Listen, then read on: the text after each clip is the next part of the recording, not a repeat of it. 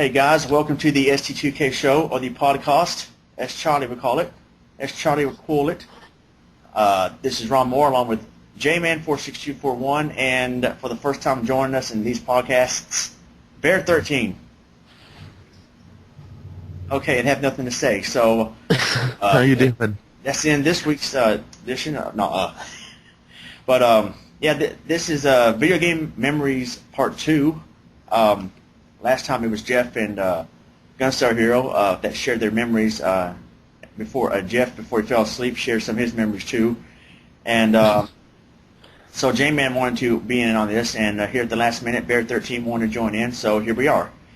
And I pretty much have shared my memories. I can't think of any more than what I've talked about in the previous podcast, so I'll go ahead and let J-Man start. Go ahead and tell us, I guess, what got you to gaming and your first gaming system or whatever. Yes, my first gaming system was the Atari 2600. That was something that my older sister, Lori, had, and she babysitted me for a while. Could have been 7 or 8 years old. And I actually liked E.T. I used to play the hell out of E.T. Yeah, believe it or not. I don't know, I mean, it was just... I really never... So you're the one. Game, so I mean, it was just... That was what was there, you know. Well, yeah, I guess it's better to play something than nothing back then when you were a kid. Right. Exactly. Yeah, it was like back then you had a game, and, you know, whether you liked it or not, you played it, because that's all you had. Just like me and Green Dog for the Sega Genesis, I guess. Yeah. Well, I mean, you know, it'd be Pong, it'd be, you know, yeah, like Pac-Man, Asteroids, and, you know, those were cool, but after a while they get old. Yeah. But yeah, I played the hell out of E.T. Actually, a little bit before that, we had Apple IIe that my uncle gave to us. But the only game that was on there, well, actually, it was 2 games. There was Pole Position and Asteroids. But really, the first console was the 2600. Did you ever play? So after that, my dad got NES. He had a satellite dish, and he traded that for a Nintendo and like 10 or 12 games, something like that. Yeah, we had Top Gun, RC Pro-Am, of course, Super Mario Brothers, Duck Hunt. He got a Power Zapper. Wait, was there a... Okay, never mind, I'm sorry. I need to pay attention and stay on topic. I was thinking of the Atari 2600 still. I'm like, that is Zapper for that? Oh, no. Yeah, for the Duck Hunt. Yeah, Gunsmoke, Top Gun. Oh, what was Gunsmoke like? It was a Capcom game. It was like a top-level shooter, I guess. Capcom? I worded that correctly? Yeah. Sounds good. I think top down. Yeah. And it kind of, like the screen scrolled. It was like an automatic scroll. It was slow, and so what you do is you just, you know, Is it pretty good? Gun at the beginning. You pick up power-ups to your gun. It's pretty good. Like little like Western music going on. You know, classic Capcom type music going on. Was it pretty good? Yeah, it was pretty decent. So you used Zapper for that game? Here, Akari Warriors, Karnov. Oh. Well, what is that game like? Was pretty cool. Oh, really? Pretty cool game, yeah. Oh, okay. Pretty cool side scroller. Yeah, and I think that was all that came with it. There was probably a couple other games, and I didn't really play that much. Oh, okay. But yeah, that was awesome. When I went to my dad's house, that was every other weekend. Yeah, I remember going to my dad's on the weekends, and I think I told you this story. I don't know if I ever mentioned this before on a podcast, but on the one weekend where I was supposed to spend the weekend with my dad, he had rented Mario 3. And at that moment, I wasn't feeling that good. I was kind of sick to my stomach. And then I found in the truck that my dad had rented Mario 3. And I got real excited. Oh, yeah, Mario 3. Wow, I can't believe you rented this. And, you know, I got so emotionally excited that, I got even more sick to my stomach because I guess I got too excited. So my dad had to pull over and Yeah, I threw up. I got how excited I was. Yeah, Mario 3. Whoa! That was the power of Mario 3. I mean, that was, yeah. Yeah, a game that makes you sick, but for good reasons. I'm gonna say this now. Any good story has something to do with throwing up. Yeah. I got drunk in Mario 3 that night, played it, got drunk with Ovaltine. No,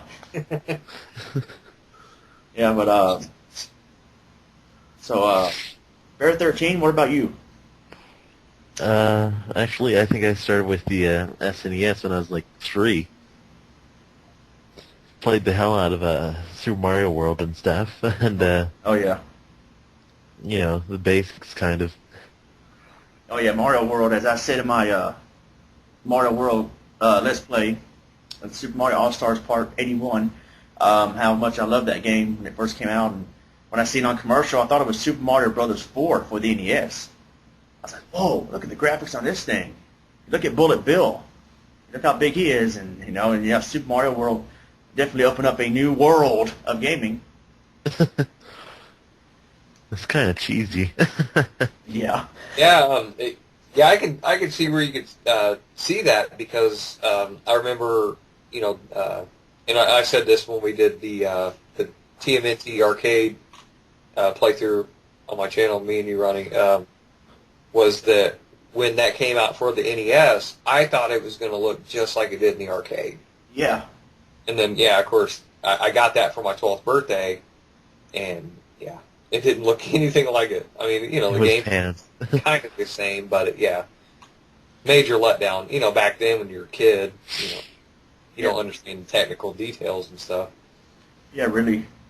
I remember during Christmas, or one Christmas in particular, when I was a kid, my uncle tricked me, and one of the presents under the tree, he said that it was mine, and the way it was wrapped up, it was in the shape of a book. So he made me think he bought me a book. Yeah, you're like, oh man, it's a book. Whoa! And I opened it up, it was Mario 3. He really tricked me. It was a good surprise. But every year, you know, I wasn't surprised anymore. I knew what that book-shaped present was. It was a game I requested. Now, one year I think they finally switched it up and put it in a shoebox to make me think I got shoes, and so I got fooled up there. It's all good. It's Mega Man X inside the shoebox. They tricked me. It's kind of. I think they started every year. They're gonna have to start tricking me now because I'm not stupid. You know, and I guess I got older. I got smarter. Wait a minute. That's not socks or a book, whatever. So that's in the box that looks like the game. Yeah. That's pretty wild because when my mom got me Super Mario Bros. 3, she wrapped it in clothes. It was like a flannel shirt, and she, you know, put that around the game and then wrapped it up. And so I thought, oh, it's clothes. Yeah. I took the shirt out and looked at the shirt and was like, ugh. Yeah. And then looked down and, yeah, really. Wow. Thank you. What game was that you got in particular? Super Mario Bros. 3. Oh, okay. Yeah. And I already played a bunch. My dad had rented it for me 2 weekends in a row. Of course, I had to wait like a month after it actually came out because every time we go to the video store, they'd only have like, you know, 3 copies and they'd all be rented out. Oh, maybe next weekend. Oh, maybe next weekend. And finally, there was a copy. Yeah, I hated that. I hated going to Blockbuster Video or Flicks, and your favorite game is rent. The most popular ones were going to be gone. They were not going to be on that shelf for long. At most 30 minutes or an hour, unless that one person keeps renting it over and over and over again. And I remember I wanted Super Street Fighter so freaking bad that year it came out that when I went to Flicks and it was due back that day. Now, you know, people could keep the game a little bit longer. They're willing to pay that overdraft. What's it? Overdue. Late fees, overdraft. What the heck? Late fees. You know, and so I was like, well, I hope they bring it back today. So I'm supposed to bring it back like 6 p.m. that day. I waited in the store for like an hour or 2 hours in that very same area where it's supposed to be returned to. Then my mom and her friend came in there. Ronnie, what are you doing here? I'm waiting on this game to come back. I finally gave up after 2 hours and left. Oh, I was so mad. I was like, people, bring back your games on time. Yeah, I felt like pulling up George Costanza, looking at the computer where they live at, and say, look, I see you rented Super Street Fighter, right? You mind if I play it with you? I mean, that's how bad. When I was a kid, I was so sprung on video games, so bad.